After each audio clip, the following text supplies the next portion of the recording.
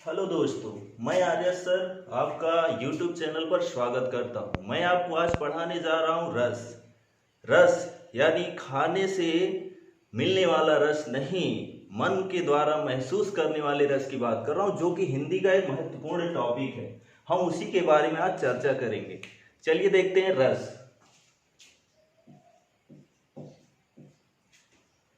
जिसको अंग्रेजी में कहते हैं सेंटीमेंट।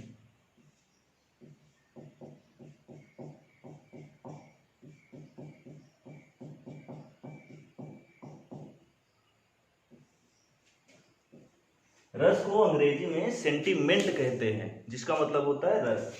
अब चलिए हम रस पर ध्यान देते हैं। रस किसे कहते हैं? तो सबसे पहले आता है रस का शाब्दिक अर्थ, यानी रस का अर्थ क्या होता है। तो रस का अर्थ होता है आनंद या खुशी। तो रस का जो अर्थ होता है वो आनंद या खुशी होता है।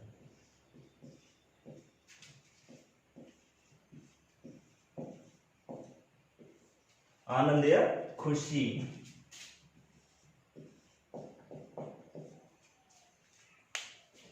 अब हम बात करते हैं कि रस का उल्लेख कहां पर मिला है। जो हम रस पढ़ रहे हैं उसका उल्लेख कहां पर किया गया है, किसने किया है। तो यहाँ पर क्वेश्चन उठता है यहां पर किया गया है और किसने किया है। तो यहाँ पर आचार्य भरत मुनि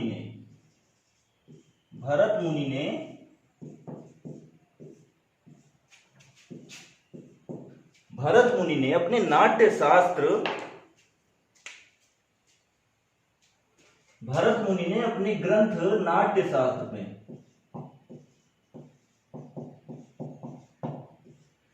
शास्त्र में रस का सर्वप्रथम उल्लेख किया है। यानी रस का उल्लेख सर्वप्रथम कहां किया गया? तो नाट्य शास्त्र में। किसने किया है? भरत मुनि ने अपने नाट्य शास्त्र में रस का उल्लेख किया है। चलिए देखते हैं। ये तो हो गया कि रस कहां से आया और उसका उल्लेख किसने किया, किसमें किया गया है। तो भरत मुनि ने अपने नाट्य शास्त्र में लिखा है, केवल उन्होंने 8 रसों की संज्ञा दी है। यानी भरत मुनि ने अपने नाट्य शास्त्र में केवल 8 रसों को ही बताया है। और जो 3 रस हैं, यानी जो 11 रस हैं, उनमें 3 रस अलग से जोड़े गए हैं अन्न के द्वारा, जबकि 8 रस पूर्णतः, यानी जो 8 रस मिले हैं वो केवल भरत मुनि के द्वारा नाट्य शास्त्र में वर्णित है। चलिए आगे देखते हैं। इसकी परिभाषा के रूप में अगर हम ध्यान दें तो यहाँ पर विभावानुभावा व्यभिचारी संयोगादृश निष्पत्ति, यानी विभावानुभाव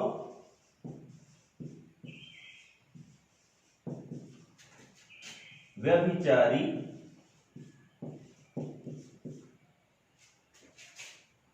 संयोगादृश निष्पत्ति,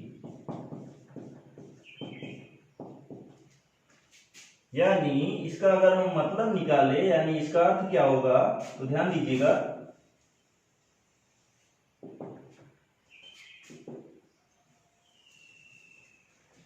विभावानुभाव व्यभिचारी संयोगादृश निष्पत्ति, यानी विभाव, अनुभाव और व्यभिचारी भावों के संयोग से ही रस की उत्पत्ति होती है, निष्पत्ति होती है। यानी इसमें महत्वपूर्ण क्या है? विभाव, अनुभाव, व्यभिचारी भाव के संयोग से ही रस की उत्पत्ति या निष्पत्ति होती है। अगर इसकी साधारण भाषा में परिभाषा की बात करें तो साहित्य को पढ़ने, सुनने या नाटक आदि को देखने से मन में जो उत्पन्न भाव होता है, जो आनंद उत्पन्न होता है, उसी को हम रस कहते हैं। यानी साहित्य को पढ़ने, सुनने या नाटक आदि को देखने से मन में उत्पन्न भाव को ही हम रस कहते हैं। अब अगर हम साहित्य पढ़ रहे हैं, कोई ना कोई रस तो मिलेगा ही। अगर कुछ सुन रहे हैं तो वहां भी कोई रस मिलेगा, कोई नाटक देख रहे हैं तो वहां भी कोई रस मिलेगा। चलिए आगे ध्यान देते हैं। और सरल शब्दों में हम ध्यान दें तो रस जिसका हम आस्वादन करते हैं, आस्वादन करना ही रस कहलाता है। यानी अगर हम किसी चीज का आस्वादन करें तो उसी को रस कहते हैं। आस्वादन यानी स्वाद लेना। हम कोई चीज खाते हैं तो उसमें भी हमको रस ही मिलता है, तभी हम उसको, अगर अच्छा रस मिल गया तो हम ज्यादा खाते हैं, अगर अच्छा रस नहीं मिला तो हम कम खाते हैं। ठीक। आगे ध्यान दीजिए, रस को काव्य की आत्मा या प्राण तत्व कहा जाता है। क्यों कहा जाता है? क्योंकि कहीं भी कभी भी अगर हम कोई काम कर रहे हैं या करने जा रहे हैं, अगर हमको उसमें रुचि नहीं है, लगाव नहीं है, या हमको कोई रस है यानी आनंद नहीं मिलेगा तो हम उस काम को नहीं करेंगे। इसलिए रस को काव्य की आत्मा कहा जाता है। यानी आपको काव्य पढ़ना है तो उसमें रस जरूर रहेगा। अगर रस नहीं है तो हम उस काव्य को नहीं पढ़ेंगे, क्योंकि हमको उसमें आनंद की अनुभूति होगी नहीं, यानी कोई भी भाव प्रकट होगा ही नहीं। अगर हमारे अंदर कोई भाव प्रकट होगा नहीं तो हम उसको नहीं ध्यान देंगे। यानी कोई भी हम काम करेंगे तो उसमें हमको कोई ना कोई रस मिलना चाहिए किसी भी रूप में, तो हमारा रस होता है। यानी किसी भी चीज का आस्वादन यानी स्वाद लिया जाता है, वही रस होता है। आगे ध्यान देते हैं, रस के अवयव या अंग। तो रस का अवयव क्या होता है, ध्यान दीजिएगा। रस के अवयव या अंग, तो जो रस का अवयव या अंग है,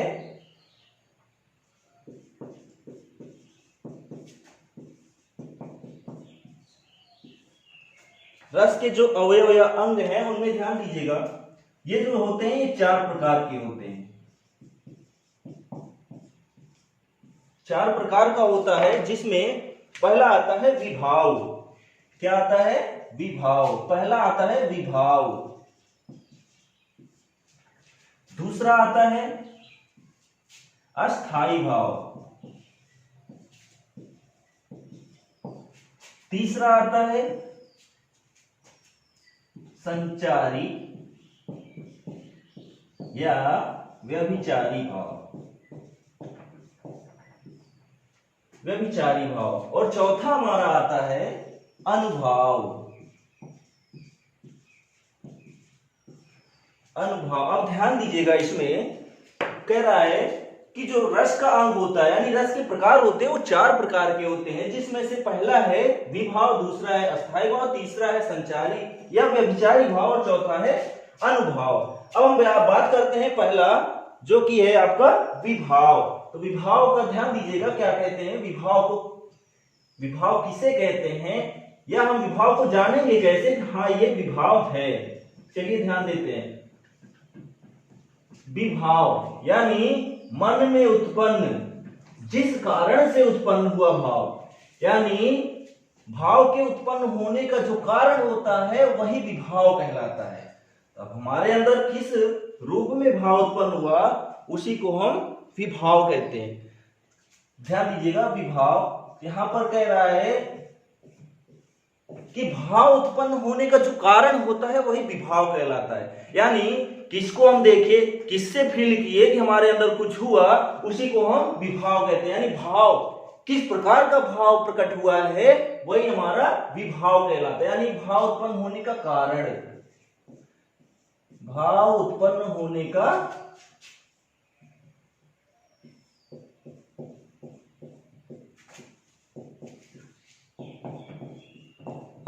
भाव उत्पन्न होने का जो कारण होता है वही हमारा विभाव कहलाता है। अब ध्यान दीजिएगा, विभाव जो होते हैं वो 2 प्रकार के होते हैं। पहला है आलंबन, आलंबन विभाव, और दूसरा होता है उद्दीपन विभाव।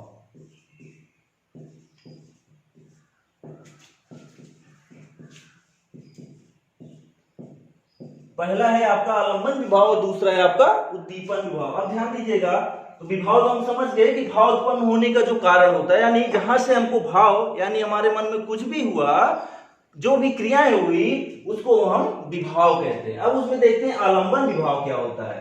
तो आलंबन, ध्यान दीजिएगा, जिस व्यक्ति या वस्तु के कारण हमारे मन में अस्थाई भाव यानी भाव प्रकट हुआ वही हमारा आलंबन विभाव होता है। यानी जिस वस्तु या व्यक्ति के कारण हमारे मन में उत्पन्न भाव आलंबन विभाव होता है। जैसे हम बड़े से किसी भी चीज को देख लिया, बड़ा सा हो तो उसमें हम आश्चर्य करेंगे इतना बड़ा सा, और अगर हम कोई सांप देख लें मोटा सा बड़ा सा तो उसमें भी हमको भय प्रकट हो जाएगा ये सांप। अगर एक सुंदर लड़की को देख लें तो वहां भी हमारे अंदर भाव उत्पन्न होगा। यानी किसी भी व्यक्ति या वस्तु के कारण जो मन में भाव उत्पन्न होता है वही हमारा आलंबन विभाव होता है। ठीक है, तो यहाँ पर आलंबन विभाव जो होता है वो जिस वस्तु या व्यक्ति के कारण हमारे मन में उत्पन्न भाव आलंबन विभाव कहलाता है। दूसरा ध्यान दीजिएगा, उद्दीपन विभाव। उद्दीपन विभाव क्या होता है?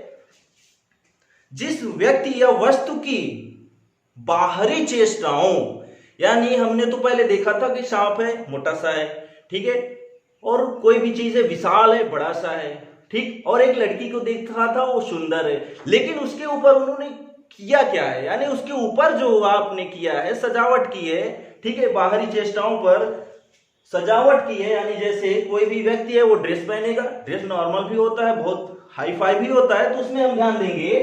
तो उद्दीपन क्या होता है? एक प्रकार की सजावटीपन होता है, यानी कोई भी वस्तु है उसको अगर हम सजा देते हैं तो वहां पर वो उद्दीपन हो जाता है।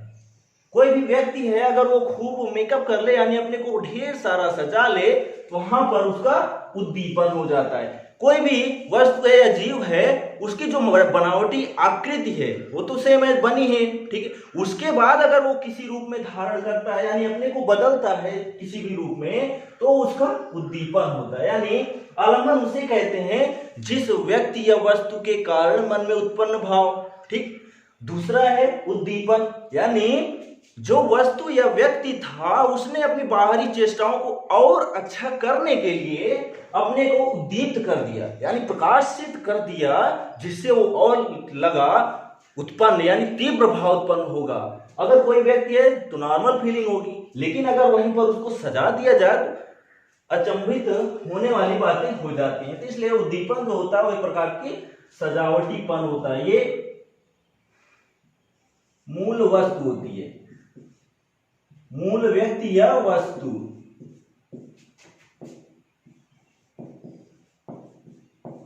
और जो उद्दीपन होता है ये सजावटीपन होता है।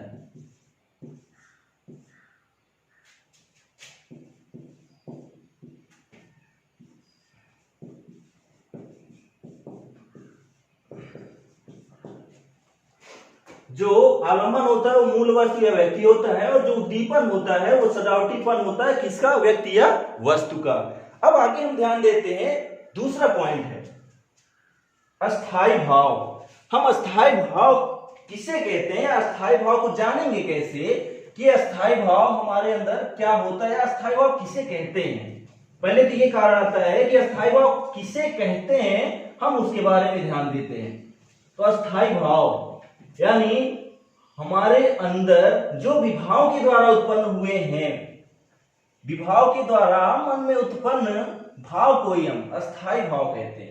अब यहाँ पर विभाव के द्वारा उत्पन्न मन में अस्थाई भाव क्या होता है, तो ध्यान दीजिएगा, आलंबन और उद्दीपन। पहला तथा विभाव, विभाव यानी भाव उत्पन्न होने के जो कारण होते हैं वही विभाव कहलाते हैं। उसमें है आपका पहला आलंबन विभाव, यानी मूल वस्तु या व्यक्ति, ठीक। उसके बाद आता है उद्दीपन विभाव, जिसमें सजावटीपन किसका? व्यक्ति क्या या वस्तु का, ठीक।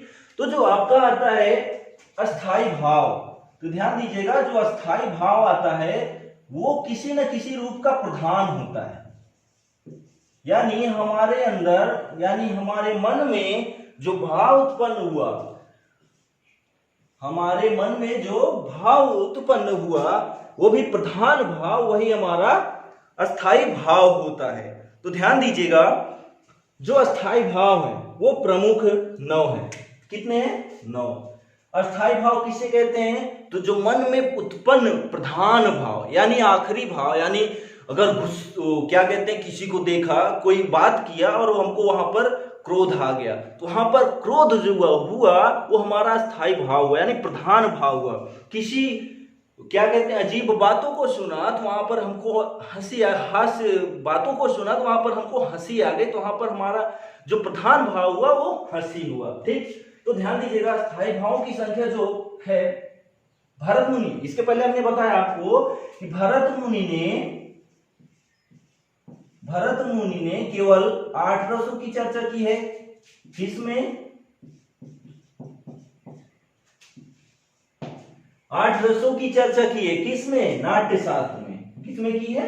नाट्य शास्त्र में उन्होंने केवल 8 रसों की चर्चा की है, यानी रस का सर्वप्रथम उल्लेख जो मिलता था या मिला वो नाट्य शास्त्र में मिला, जिसको को किसने लिखा था? तो भरत मुनि ने लिखा था, जिसमें 8 रसों की चर्चा की गई है। तो ध्यान दीजिएगा, भरत मुनि ने केवल 8 रसों की चर्चा की है, लेकिन यहां पर 9वां रस की अगर हम बात करें तो 9वां जो रस है उसको आचार्य अभिनव गुप्त ने आचार्य अभिनव गुप्त ने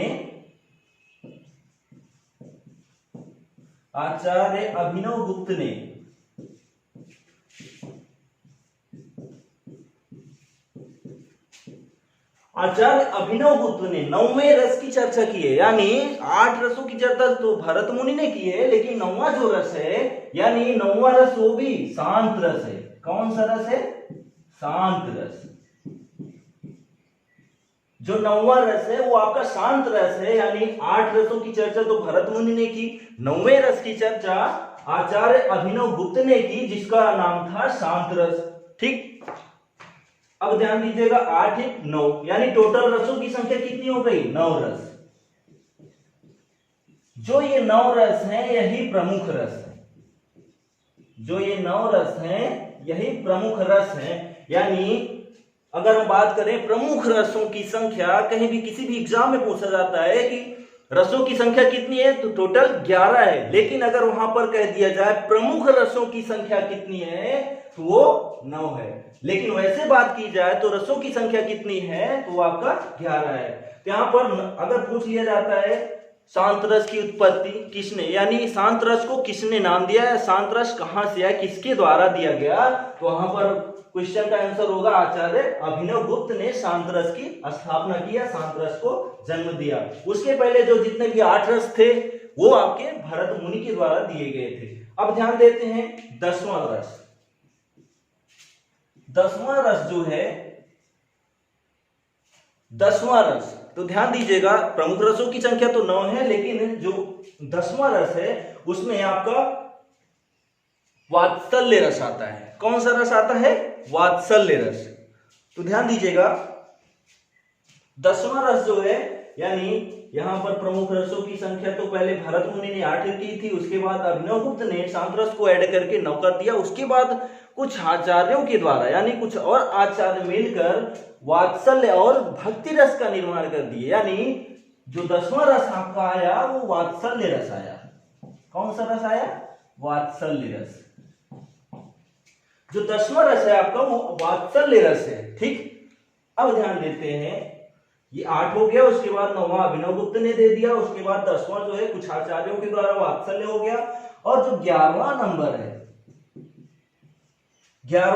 है वो है आपका भक्ति रस। कौन सा रस है? भक्ति रस। ठीक, तो यहां पर टोटल रसों की संख्या कितनी हो गई? 11 रस टोटल है। यानी कुल रसों की संख्या कितनी है? 11 है। प्रमुख रसों की संख्या कितनी है? 9 है। तो आगे ध्यान देते हैं हम अस्थाई भाव, यानी जो जितने भी 11 रस हैं उनका अस्थाई भाव क्या होता है, उसी के बारे में हम चर्चा करेंगे। चलिए ध्यान देते हैं। तो अस्थाई भाव, पहला रस जो होता है वो आपका श्रृंगार होता है। कौन सा होता है? श्रृंगार।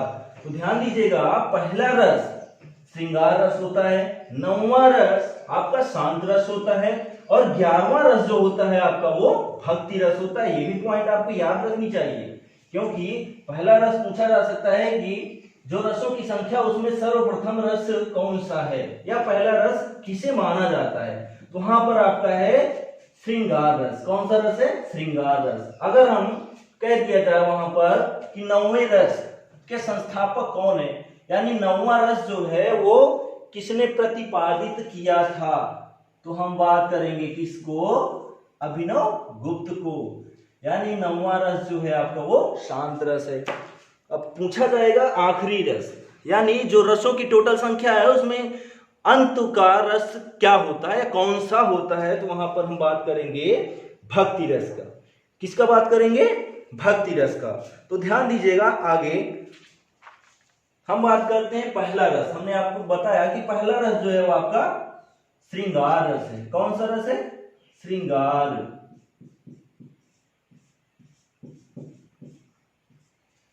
तो ध्यान दीजिएगा, श्रृंगार रस। अब यहाँ पर बात आती है श्रृंगार। श्रृंगार तो अधिकतर स्त्रियां करती हैं, पुरुष भी करते हैं, लेकिन अधिकतर स्त्रियां करती हैं श्रृंगार। श्रृंगार का मतलब जान ही रहे हो, यानी अपने को सजाना। ठीक, तो यहाँ पर श्रृंगार रस। ठीक, तो ध्यान दीजिएगा श्रृंगार रस क्या होता है। हमको अभी अस्थाई भाव बताना है, चलिए ध्यान दीजिएगा। श्रृंगार रस का अस्थाई भाव क्या होता है? रति या प्रेम होता है, रति या प्रेम। ठीक, दूसरे नंबर की बात करें तो जो दूसरा नंबर है वो आपका करुण रस है। कौन सा रस है? करुण रस। इसका जो अस्थाई भाव होता है वो शोक होता है। क्या होता है? शोक। अगर हम तीसरे रस की बात करें, तीसरे रस की बात करें तो हमारा हास्य रस। कौन सा रस है? हास्य रस। तो हास्य रस का अस्थाई भाव क्या होता है? हास होता है। क्या होता है? हास। अगर हम चौथे रस की बात करें, चौथे रस की बात करें, यहां पर रौद्र रस। कौन सा रस? रौद्र रस। तो रौद्र रस का स्थायी भाव क्या होता है? क्रोध होता है। क्या होता है? क्रोध। अगर हम चौथे रस की बात करें, पांचवें रस की बात करें, तो यहां पर हमारा आता है वीर रस। कौन सा रस आता है? वीर रस। वीर रस का स्थायी भाव क्या होता है? उत्साह। क्या होता है? उत्साह। अब हम बात करते हैं छठे रस की, तो छठा रस जो है वो आपका भयानक रस है। कौन सा रस है? भयानक रस। भयानक रस। तो भयानक रस का स्थायी भाव क्या होता है? भय। क्या होता है? भय। सातवें नंबर की बात करें, यहां पर सातवें नंबर की बात करें तो क्या होता है? विभत्स रस। कौन सा रस होता है? विभत्स रस। विभत्स। विभत्स रस। अब ध्यान दीजिए, विभत्स रस का स्थायी भाव क्या होता है? घृणा होता है। क्या होता है? घृणा या ग्लानि या जुगुप्सा। विभत्स, घृणा, ग्लानि या जुगुप्सा होता है। क्या होता है विभत्स रस का स्थायी भाव? घृणा, ग्लानि या जुगुप्सा। ठीक, अगर हम आठवें नंबर की बात करें, यहां पर आपका आता है अद्भुत रस। कौन सा रस आता है? अद्भुत रस।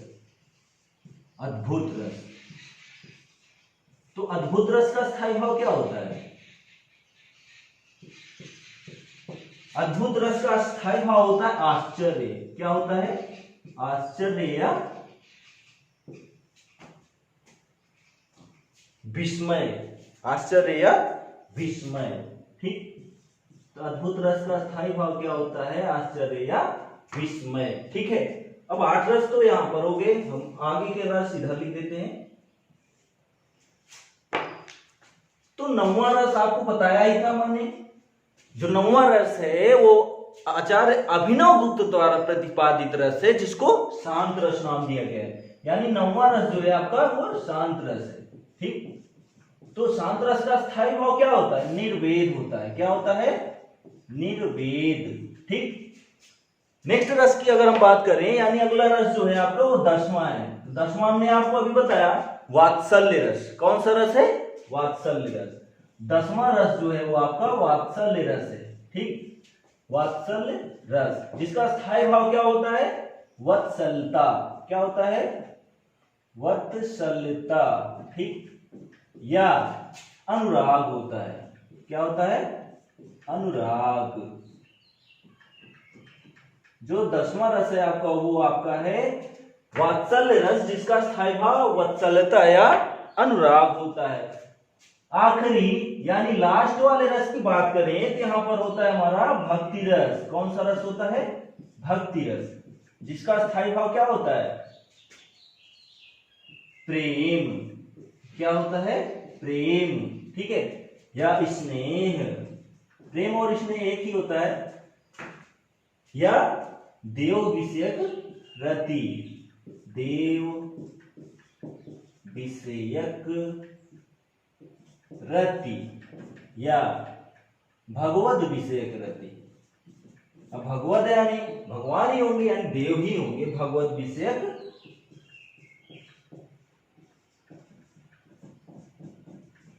रति। अब ध्यान दीजिएगा, श्रृंगार रस में आपने देखा कि इसका स्थायी भाव रति या प्रेम होता है, देख लिया।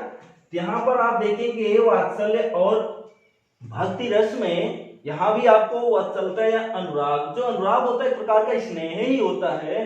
तो इसलिए प्रमुख रस किस लिए कहे गए, नवरस प्रमुख हैं इसलिए कहे गए हैं क्योंकि जो आपको वात्सल्य और भक्ति रस है इसको श्रृंगार रस के अंतर्गत ही माना जाता है। अब ध्यान दीजिएगा, वात्सल्य रस जो होता है उसका अस्थायी भाव वात्सल्यता या अनुराग होता है, ठीक। तो अनुराग यानी वात्सल्यता जो आपका एक प्रकार का प्रेम ही होता है। तो प्रेम यानी किस में आता है, वो आपका आता है श्रृंगार रस में ही आएगा ना, प्रेम और रति जो अस्थायी भाव है श्रृंगार रस का वही होता है। तो यहाँ पर वात्सल्य रस का भी अस्थायी भाव अनुराग या वात्सल्यता यानी प्रेम ही होता है। तो इसलिए और जो भक्ति रस है उसमें भी देखिए प्रेम स्नेह या देव विषयक रति या भगवत विषयक रति, प्रेम और स्नेह या रति जो भी आया है वो आपका श्रृंगार रस में ही आया है ना, श्रृंगार रस के ही अंतर्गत आया है। तो इसलिए प्रमुख रसों की संख्या 9 मानी गई है। क्यों, क्योंकि वात्सल्य रस और भक्ति रस को, ये जो दोनों रस हैं इसको श्रृंगार रस के ही अंतर्गत माना जाता है, इसलिए प्रमुख रसों की जो संख्या है वो 9 मानी जाती है। कुल रसों की संख्या 11 है, ठीक। अब हम बात करते हैं, हमारा हो गया विभाव, उसके बाद आ गया अस्थायी भाव, उसके बाद आता है तीसरा नंबर। तीसरा नंबर हमने आपको बताया था, तीसरा नंबर संचारी या व्यभिचारी भाव। कौन सा, संचारी या व्यभिचारी भाव, संचारी या व्यभिचारी भाव।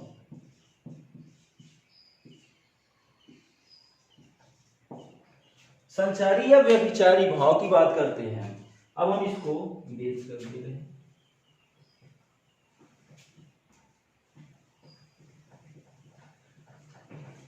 संचारी या व्यभिचारी भाव, तो ध्यान दीजिएगा, संचारी भाव यानी संचार मतलब आप जान ही रहे हो, संचार का मतलब होता है जागृत होना या उत्पन्न होना या किसी न किसी रूप में संचरित होना, यानी इधर से उधर जाना या आना जाना लगा रहना, ऐसे पानी के बुलबुले की तरह। जैसे पानी का बुलबुला नहीं होता उठता बैठता है, वैसे एक प्रकार का संचार भी होता है, आता है जाता रहता है। तो जो आपका संचारी भाव है उसी के ऊपर निर्धारित है, यानी पानी के बुलबुले की तरह।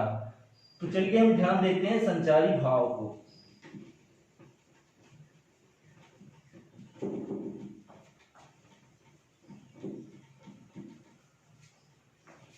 चलिए हम ध्यान देते हैं संचारी भाव, यानी संचारी भाव किसे कहते हैं, पहले हम इसको जानते हैं। तो आश्रय के मन में उत्पन्न चंचल विकारों को, आश्रय के मन में उत्पन्न चंचल विकारों को ही हम क्या कहते हैं, संचारी भाव कहते हैं। आश्रय यानी, आश्रय यानी जिसके मन में उत्पन्न हुआ है क्या, चंचल विकार, यानी आया और चला गया। जैसे किसी भयानक चीज को देखा, ठीक है, तो आई, भय लगा, ठीक है, अगर वो चला गया, हम ही चले गए तो भय खत्म हो गया। तो एक प्रकार का जो है संचारी भाव या व्यभिचारी भाव, ये चंचल विकार है, यानी ये आएगा और चला जाएगा। तो इसमें कुछ आचार्य मुनि कहते हैं कि एक पानी के बुलबुले की तरह, पानी के बुलबुले की तरह है जो आपका संचारी या व्यभिचारी भाव है, ये पानी के बुलबुले की तरह है, ये आता है और चला जाता है, यानी उठता है और बैठ जाता है। आपने पानी का बुलबुला देखा है, बरसात होती है तो पानी पर गिरने के बाद वो उठता है, उसके बाद फिर वो दब जाता है। तो वैसे ही जो आपका ये संचारी या व्यभिचारी भाव है, ये भी एक पानी के बुलबुले की तरह है जो आश्रय के मन में उत्पन्न चंचल विकारों को प्रकट करता है। कौन, संचारी या व्यभिचारी भाव। चलिए हम ध्यान देते हैं, जो संचारी या व्यभिचारी भाव है इसकी कुल संख्या 33 है। कितनी है, 33, यानी संचारी भाव या व्यभिचारी भावों की संख्या 33 है। कितनी है? 33। यहाँ पर क्वेश्चन पूछा जा सकता है संचारी भावों की संख्या कितनी है, तो कितनी है? 33 है। संचारी भावों की जो संख्या है वो 33 है। चलिए हम ध्यान देते हैं 33 जो आपके संचारी भाव हैं। निर्वेद,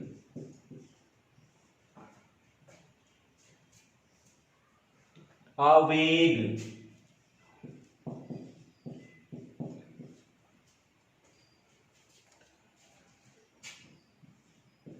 दैन्य, श्रम, ठीक, मद, जड़ता, उग्रता, ठीक है, ये सब आपके संचारी भाव हैं। मोह, विबोध,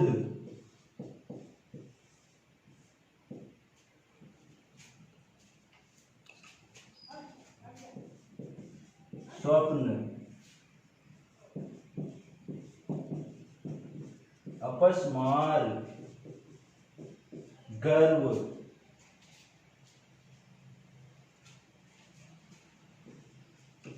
मरण, अलसता, ठीक है, ये सब आपके संचारी भाव हैं। अमर्ष, अमर्ष, निद्रा,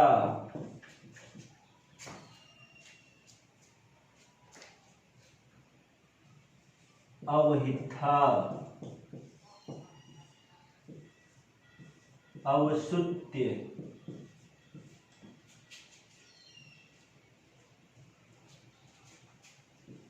उन्माद, शंका, स्मृति, मति, व्याधि,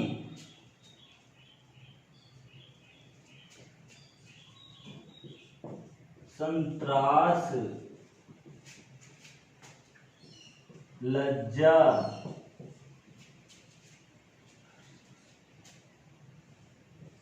हर्ष, असूया,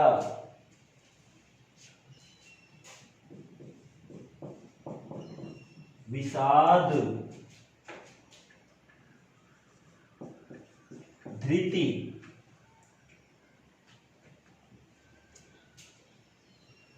चपलता,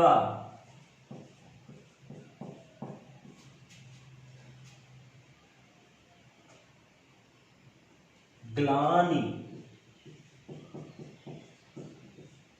चिंता,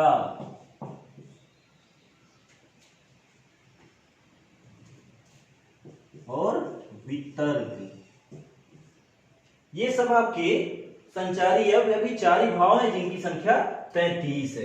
ये सब हमारे मन में आते हैं, पानी के बुलबुले की तरह आएंगे और चले जाएंगे। तो इन्हीं को हम संचारी भाव या व्यभिचारी भाव कहते हैं जिनकी संख्या 33 मानी गई है। चलिए हम आगे ध्यान देते हैं। चौथा नंबर, अनुभाव। किसकी बात करने जा रहे हैं? अनुभाव की। तो ध्यान दीजिएगा अनुभाव किसे कहते हैं। चौथा नंबर हमारा आता है अनुभाव।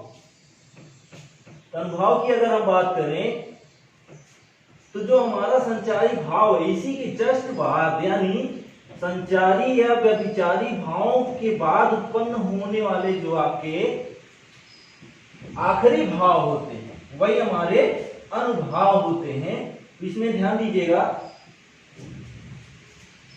अनुभाव क्या होता है। ठीक, चलिए हम ध्यान देते हैं अनुभाव।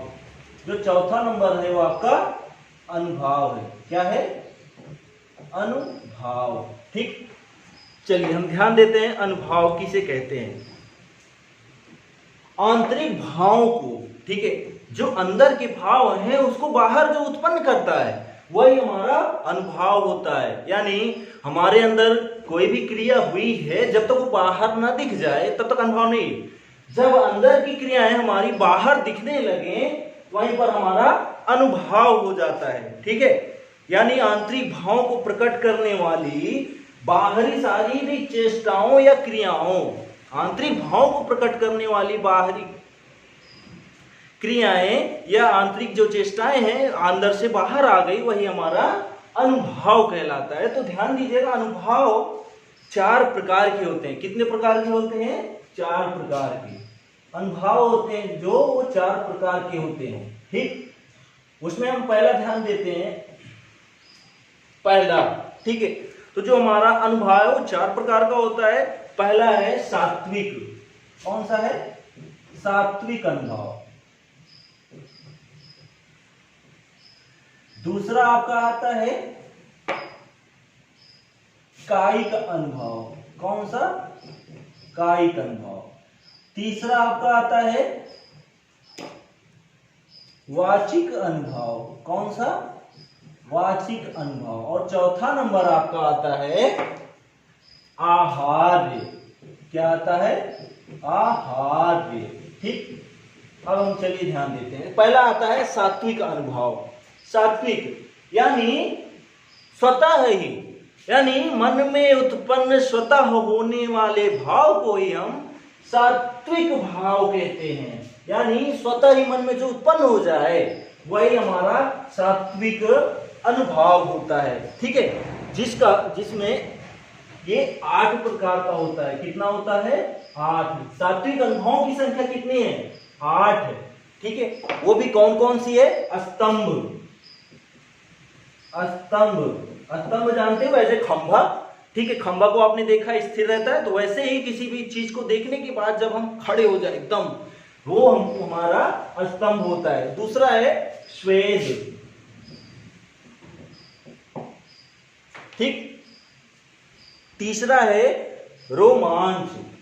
स्वेद यानी पसीना आ जाना। ठीक, पसीना आ जाना वो हमारा क्या होता है? स्वेद होता है। यानी किसी की वजह से हमारे अंदर पसीना अगर आ गया वो हमारा स्वेद हो जाता है। नेक्स्ट है रोमांच।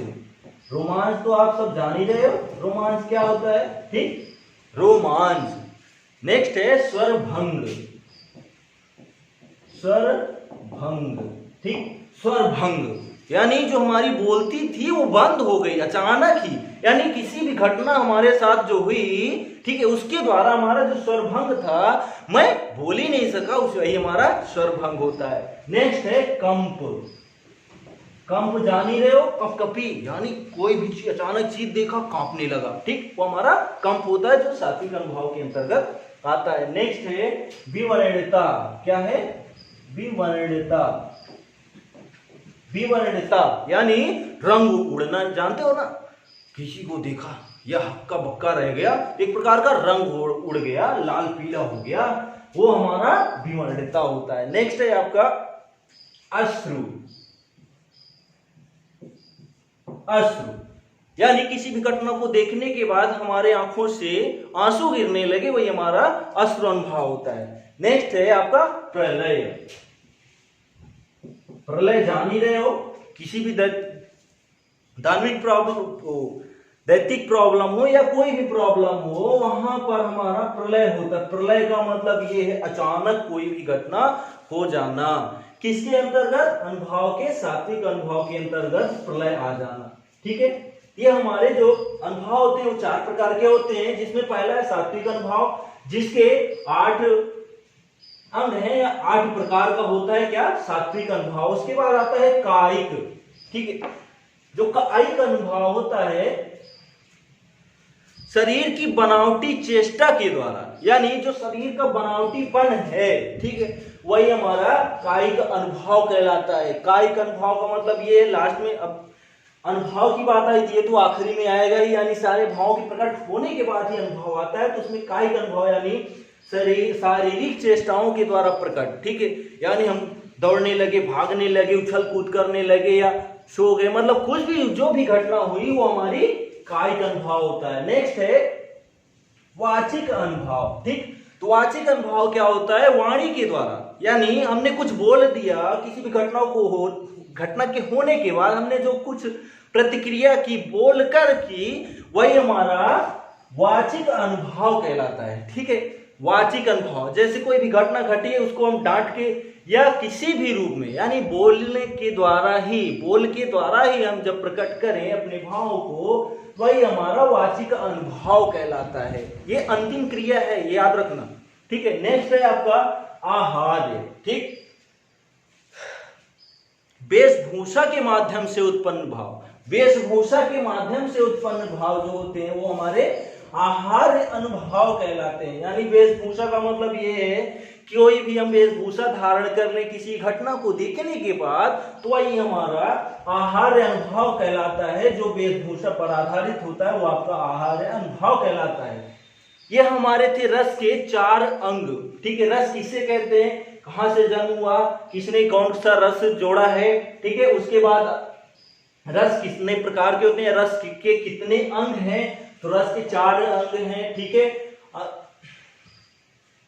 और रस के जो अंग हैं उनको कहते क्या हैं, वह उसे कहते किसे हैं। ठीक है, जो रस के 4 अंग हैं वो कौन कौन से हैं, क्या कहते हैं उनको, उनकी व्याख्या क्या है, उनके अंतर्गत कौन कौन से भाग आते हैं, उनको हम पहचानेंगे कैसे, ये सारी क्रियाएं आपको हमने बता दिया। अब हम नेक्स्ट टॉपिक पर बात करेंगे, यानी जो अगला वीडियो हमारा होगा उसमें हम आपको बताएंगे रस। जो रस प्रमुख हैं 11 रस, हम उसके बारे में चर्चा करेंगे। आज का जो वीडियो है हमारा, यहाँ पर हम इसको विराम देते हैं क्योंकि वीडियो बहुत लंबा हो जाएगा। ठीक है, अब नेक्स्ट वीडियो से हम आपको रस पढ़ाएंगे, यानी रस का जो पहला भाग है आपको पता ही था, श्रृंगार रस, हम उसी से शुरू करेंगे अपना वीडियो। धन्यवाद।